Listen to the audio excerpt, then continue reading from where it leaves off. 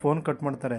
ಅಲ್ಲಿನ ಊರಿನ 4-5 ಜನರಿಗೆ ಅವಳ ಮಗಳು ಕಾಣೆಯಾಗಿರೋ ವಿಷಯವನ್ನು ತಿಳಿಸಿ ಆ ಊರಿನ ಜನರು ಹಾಗೂ ಅವರ ತಂದೆ ತಾಯಿ ಇಬ್ಬರು ಸೇರಿ ಎಲ್ಲರೂ ಸೇರಿ ಒಟ್ಟಾರೆ ಹುಡುಕಲು ಪ್ರಾರಂಭಿಸುತ್ತಾರೆ.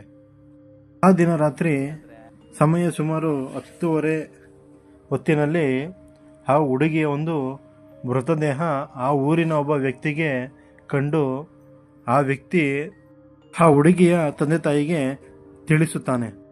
ತನ್ನ ಮಗಳ ಮೃತದೇಹವನ್ನು ಕಂಡು ಆ ತಂದೆ ತಾಯಿ ಅಳುತ್ತಿರುತ್ತಾರೆ.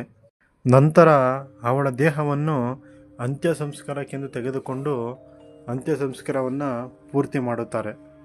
ಅದಾಗಿ ಕೆಲವು ದಿನಗಳ ನಂತರ ಆ ಹುಡುಗಿ ಆತ್ಮವಾಗಿರೋದನ್ನು ಆ ಊರಿನ ಜನರು ನೋಡುತ್ತಾರೆ. ಆ ಒಂದು ಹುಡುಗಿಯ ಆತ್ಮ ಅವಳ ಸಾವಿಗೆ ಕಾರಣರಾದಂತಹ 4 ಜನರ ಬರುವಿಕೆಗಾಗಿ ದಿನನಿತ್ಯಲೂ ಕಾಯುತ್ತಿರುತ್ತಾಳೆ. ಒಂದು ದಿನ ಅಮಾವಾಸ್ಯೆಯ ರಾತ್ರಿಯಲ್ಲಿ ಆ 4 ಒಂದು ಹುಡುಗಿಯನ್ನು ಎಳೆದುಕೊಂಡು ಹೋಗುತ್ತಿರುವುದನ್ನು ಕಂಡು ಆ ಆತ್ಮಕ್ಕೆ ತುಂಬ ಕೋಪ ಬರುತ್ತೆ. ಆಗ ಆ ಆತ್ಮವು ಅವರ 4 ಮುಂದೆ ಬಂದು ಪ್ರತ್ಯಕ್ಷವಾಗಿ ನಿಲ್ಲುತ್ತದೆ. ಆಗ ಆ 4 ಏನ್ರಿ ಇದು, ಇವತ್ತು ನಮ್ಗೆ ಒಳ್ಳೆ ಚಾನ್ಸು, ಈ ಹುಡುಗಿ ಅಲ್ಲದೆ ಇನ್ನೊಂದು ಹುಡುಗಿ ಬೇರೆ ಬಂದು ನಮ್ಮ ಜೊತೆಗೆ ಅಂತ ಹೇಳ್ತಾನೆ.